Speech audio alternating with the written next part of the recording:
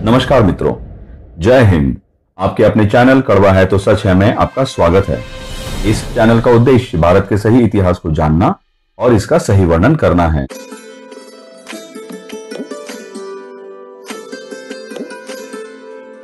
गर फिरदौस बर रुए जमीन हमी अस्तो हमी अस्तो हमी अस्तो। धरती पर अगर कोई स्वर्ग है तो यही है, यही है, यही है। कश्मीर पर की गई ये टिप्पणी हम सब ने जरूर सुनी होगी। क्या है कश्मीर? इतिहास क्या है कश्मीर का?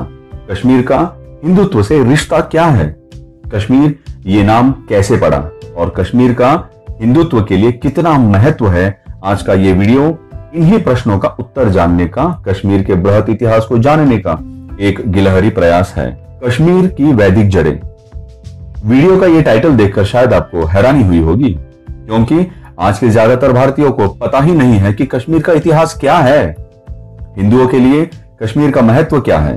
इसमें गलती सिर्फ हिंदुओं की नहीं है कि उन्होंने अपने बच्चों को इतिहास की जानकारी नहीं दी, बल्कि इसमें गलती है हमारे वामपंथी इतिहासकारों की, हमारे नेताओं की और भारत की शिक्षा प्रणाली की, जिसने भारतीयों को उनका अपना सच्चा इतिहास नहीं पढ़ने दिया, भारतीयों को अपनी जड़ों के बारे में जानने ही नहीं दिया।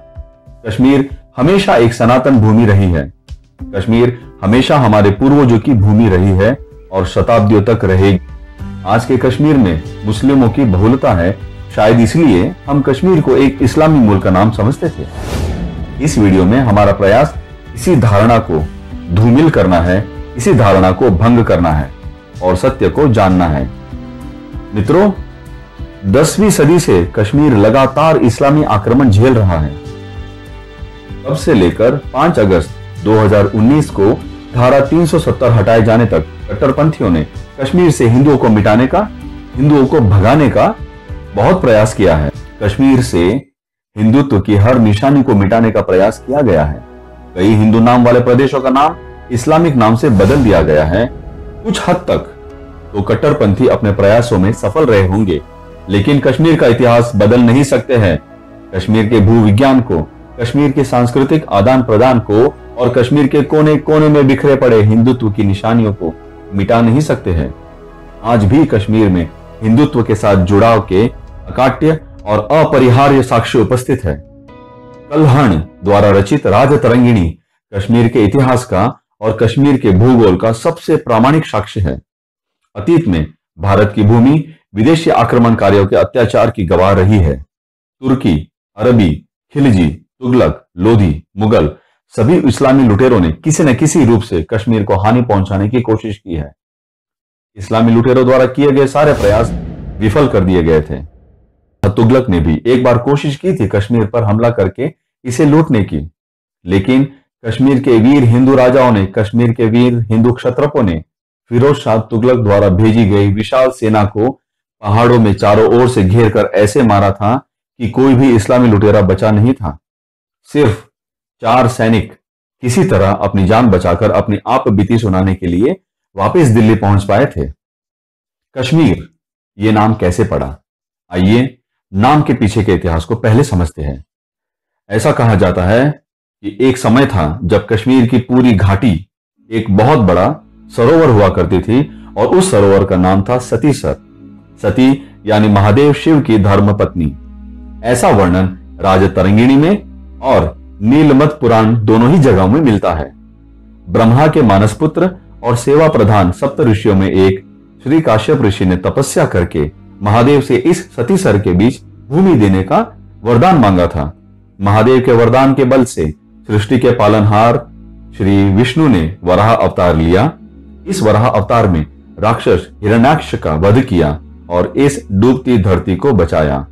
वराह अवतार में सतीसर के उत्तर पश्चिमी भाग के पहाड़ों के मूल में अपनी सूंड से वार किया, जिसकी वजह से पहाड़ के मूल में जगह बनी और जहां से सतीसर का पानी बाहर की तरफ बहने लगा।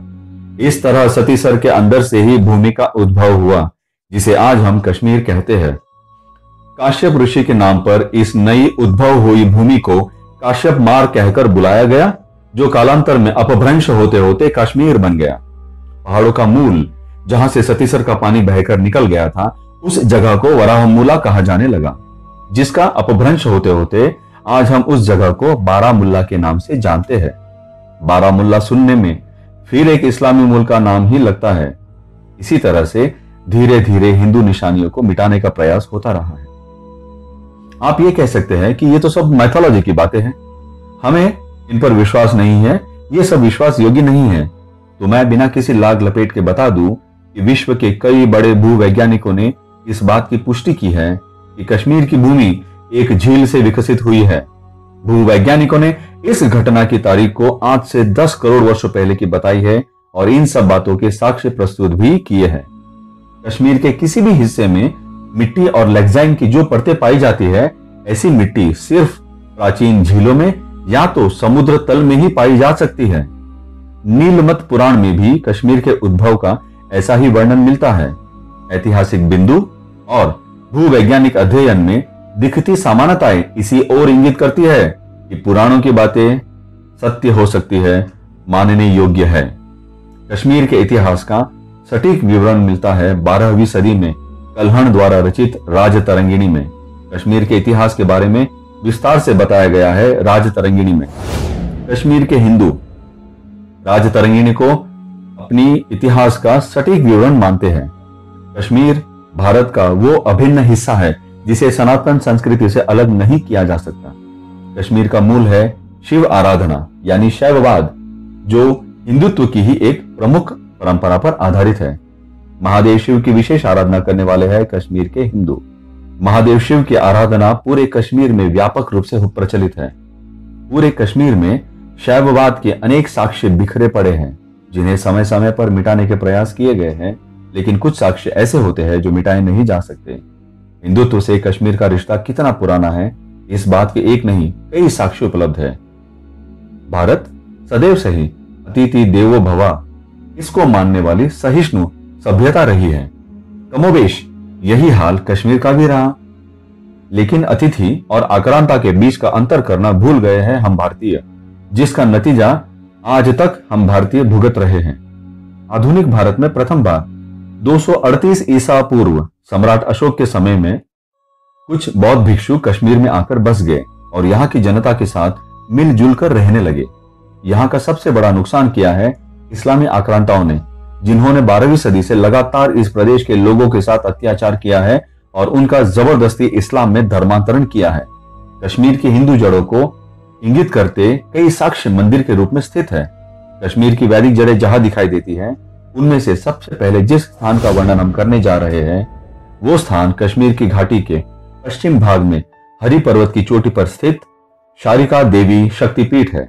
यहाँ पर अष्टादश भुजाओं वाली यानी कि 18 भुजाओं वाली श्री शारिका देवी का मंदिर है। पुराणों में ऐसा वर्णन है कि भक्तों के आवाहन पर जलोद्भव राक्षस का संहार करने के लिए शक्ति ने शारिका देवी का अवतार लिया और जलोद्भव राक्षस का वध किया। शारिका देवी का एक और नाम त्रिपुरा सुंदरी है। माता के इस मंदिर को शक्तिपीठ का दर्जा प्राप्त है। मित्रों, एक बात ध्यान रखने योग्य है कि जहां कहीं भी माता के शक्तिपीठ होते हैं, उनके आसपास भैरव का उपस्थित रहना अनिवार्य है। शारिका देवी शक्तिपीठ को भी अष्ट भैरवों का संरक्षण प्राप्त है। अष्ट भैरव मंदिर श्रीनगर के अलग अलग 8 दिशाओं में उपस्थित है। इन भैरवों के नाम आपको स्क्रीन पर दिखाई दे रहे हैं। आज इन भैरव मंदिरों के अधीन स्थित काफी भूमि पर विधर्मियों ने कब्जा कर लिया है और वहां पर मस्जिद आदि बना दिए गए हैं। शारिका देवी कश्मीरी हिंदुओं की कुल देवी है। जैसे हर हिंदू घर का नियम है कि कुल देवी की पूजा वार्षिक रूप से होती है। कुल में कोई भी अनुष्ठान होने से पहले कुल देवी की आराधना करना, उनको स्मरण करना एक अनुष्ठान होता है। पीढ़ियों से ऐसा ही होता चला आ रहा है, लेकिन अफसोस की बात है कि 1990 के कश्मीरी हिंदुओं के घाटी से भगाए जाने के बाद से इन तमाम मंदिरों की अवस्था काफी दयनीय है। ना तो वैसा जमावड़ा होता है, ना ही वैसे भजन कीर्तन या पूजा होती है। आज कश्मीरी हिंदू अपनी कुल देवी की पूजा भी नहीं कर पा रहे हैं। हमारे अपने कश्मीरी हिंदू भाई आज अपनी ही जन्मभूमि में विदेशी हो गए हैं। समय है अभी कुछ कर गुजरने का, उन स्थितियों को सुधारने का, अपनी माता को बचाने का। अपनी माता से दूर हो जाना कितना कष्टदायक होता है, किसी कश्मीरी पंडित से ही जाना जा सकता है। तो मित्रों, कश्मीर का दूसरा वैदिक स्थान है कश्मीर के बीचों बीच तुला मुल्ला ग्राम में देवी को समर्पित संगमरमर का एक मंदिर है, जो एक झरने से जुड़ा हुआ है। जो समय समय पर अपना रंग बदलता रहता है, जैसे कि त्रासदी के समय इस पानी का रंग काला हो जाता है।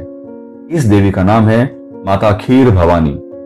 रावण की भक्ति से प्रसन्न होकर माता खीर भवानी ने उसे सर्वप्रथम दर्शन दिए थे, लेकिन रावण के राक्षसी कृत्यों से कुपित माता ने हनुमान से स्वयं को रावण से दूर सतीसर ले जाने का निवेदन किया। कश्मीरी हिंदुओं के लिए खीर भवानी की पूजा भी आवश्यक है। ये मंदिर भी इस्लामी हमलों से अछूता नहीं है। हिंदू विरोधी इन लोगों ने बहुत बार इस मंदिर को तोड़ने का प्रयास किया है। खीर भवानी मंदिर स्थित है तुला मुल्ला ग्राम में। इस ग्राम का सांस्कृतिक नाम है अतुल्य मूल्य। इस नाम का अपभ्रंश होते होते आज ये नाम तुला मुल्ला हो गया है, जो सुनने में फिर एक इस्लामी मूल का नाम ही लगता है। कश्मीर का तीसरा वैदिक स्थान है श्रीनगर के शंकराचार्य पर्वत की चोटी पर स्थित 200 ईसा वर्ष पूर्व से भी पुराना शंकराचार्य मंदिर। इस मंदिर का नाम ज्येष्ठेश्वर मंदिर है। आदि शंकराचार्य का यहाँ आगमन हुआ था, तब से ही इस मंदिर का नाम शंकराचार्य मंदिर हो गया है। ज्ञान और आध्यात्म का केंद्र रहा है शंकराचार्य मंदिर। इन सब के बीच सबसे भव्य मंदिर को हम कैसे भूल सकते हैं। कश्मीर का चौथा वैदिक स्थान है सूर्य देव को समर्पित मार्तंड मंदिर। करकोटा राजवंश के महान शासक पूर्व के अलेक्जेंडर कहलाने वाले ललितादित्य मुक्तपीड़ ने इस मंदिर का निर्माण करवाया था। मंदिर की वास्तुकला बेजोड़ है। 15वीं सदी में सिकंदर बुत शिकर ने इस भव्य मंदिर का विध्वंस किया है। वास्तुकला के इस अद्वितीय नमूने को तोड़ने में भी सिकंदर को 1 वर्ष लगे थे। आज यह मंदिर एक खंडहर की अवस्था में है, लेकिन ये तस्वीरें देखकर आप अंदाजा लगा सकते हैं कि यह मंदिर कितना भव्य रहा होगा अपने चरम में। विध्वंस और विध्वंस, यही तो इस्लामिक आक्रांताओं का कार्य रहा है। कश्मीर का 5वां वैदिक स्थान है हिंदुओं के लिए सबसे विशिष्ट कश्मीर का एक और मंदिर, अमरनाथ मंदिर। समुद्री सतह से 12,776 फीट की ऊंचाई पर स्थित है यह मंदिर। उपस्थित साक्ष्यों के अनुसार कम से कम 5,000 वर्ष पुराना है अमरनाथ का मंदिर। नीलमत पुराण के अनुसार महादेव ने माता पार्वती को अमरत्व का राज यहां सुनाया था, इसीलिए इस जगह का नाम अमरनाथ है। शिवलिंग समेत इस गुफा की खोज का श्रेय काश्यप ऋषि और भृगु ऋषि को भी जाता है। ये एक गुफा मंदिर है जिसमें आसपास के बर्फीली पहाड़ों से बूंद बूंद कर गिरने वाली पानी की धार से बने इस बर्फीले शिवलिंग की छटा अद्भुत है। इसकी छटा निराली है। कश्मीर का 5वां वैदिक स्थान है वेरीनाग से 10 मील की दूरी पर घाटी में स्थित पापसूदन तीर्थ। पापसूदन तीर्थ का पवित्र जलकुंड कपाटेश्वर के नाम से जाना और पूजा जाता है। यह एक अत्यंत निर्मल जलपूर्ण कुंड है। भगवान शिव को यहाँ कपाटेश्वर के नाम से जाना जाता है, पूजा जाता है। शिव यहाँ कपट यानी कि लकड़ी के रूप में तैरते हुए प्रकट होते हैं। इस तीर्थ का उल्लेख नीलमत पुराण और हरिचरितामृत दोनों में आता है। अल बैरूनी ने इस समय होने वाले तीर्थ यात्राओं और उसके महात्म्य के बारे में वर्णन लिखा है। आईने अकबरी लिखने वाले अबुल फजल ने भी इस कपटेश्वर तीर्थ का उल्लेख किया है और बताया है कि यहाँ चंदन की लकड़ी के रूप में महादेव प्रकट होते हैं। नीलमत पुराण में स्क्रीन पर दिखाई देने वाले सारे श्लोकों में कपाटेश्वर तीर्थ के महत्ता का वर्णन किया गया है। इस कुंड में स्नान करके भक्त पाप मुक्त हो जाते हैं, ऐसी मान्यता है। ये कुंड भी आज जर्जर अवस्था में है। शिवरात्रि को कश्मीर हिंदू हेरत के नाम से जानते हैं। इसके पीछे की एक कहानी है जिसे जानना आवश्यक है। कहते हैं कि अफगानी लुटेरे जब्बार खान ने कश्मीर पर कब्जा कर लिया था और इस्लामी नियमों के मुताबिक काफिरों को पूजा करने से रोका गया। इसी संदर्भ में जब्बार खान ने शिवरात्रि में होने वाले आराधना को और हर अनुष्ठान को वर्जित कर दिया था। ऐसा करने के पीछे कारण क्या था? जब्बार खान ने जानबूझकर सोच समझकर ऐसा किया था, क्योंकि शिवरात्रि प्रत्येक वर्ष फरवरी के आसपास के महीनों में पड़ती है। उस वक्त पूरे कश्मीर घाटी में बर्फीली बारिश होती रहती है और बर्फ के शिवलिंग बनाने में उपयुक्त समय होता है। और कश्मीरी हिंदू शिवरात्रि को बर्फ के शिवलिंग बनाकर आराधना करते हैं। लेकिन जून या जुलाई तो गर्मी के महीने हैं, उस समय बर्फ की बारिश तो होगी नहीं और शिव भक्त हिंदू बर्फ के शिवलिंग नहीं बना पाएंगे और कश्मीरी मान्यता का और कश्मीरी जनमानस के विश्वास को तोड़ दिया जा सकता है इस तरीके से। लेकिन जब्बार खान के आश्चर्य का ठिकाना नहीं रहा जब ग्रीष्म ऋतु में भी शिवरात्रि के आचरण के समय बर्फीली बारिश हुई और शिव भक्तों ने बर्फ के शिवलिंग बना बनाकर खूब आराधना की। ये देखकर जब्बार खान हैरत में पड़ गया और इस रात्रि को हैरत की रात्रि की संज्ञा दे दी। ये भी एक कारण है शिवरात्रि को कश्मीर में हैरत के नाम से भी जाना जाता है। शिवरात्रि को कश्मीर में हरी रात कहते हैं, जो कि आपसी बोलचाल में हीरत हो गई है। तो मित्रों, ये कुछ ऐसे साक्ष्य थे कश्मीर की वैदिक और हिंदू जड़ों के। बारंबार मिटाए जाने के बावजूद भी मिटे नहीं हैं। अभी तक तो मिटे नहीं है, लेकिन कब तक इन्हें याद रखा जाएगा, कब तक इन्हें संजोया जाएगा, कहना मुश्किल है, क्योंकि कश्मीर लगातार इस्लामी आतंकियों के निशाने पर है। तो मित्रों, आज यहीं पर अपनी वाणी का विराम देता हूं। अगले वीडियो में कोशिश करेंगे कल्हण द्वारा विरचित राजतरंगिणी के कुछ प्रसंग लाए जाए। आपको आज का वीडियो कैसा लगा? आपको आज की वीडियो में मिली जानकारी कैसी लगी, हमें कमेंट करके अवश्य बताएं। जो मित्र पहली बार आए हैं, इस चैनल को सब्सक्राइब अवश्य कर लें। धन्यवाद। जय हिंद।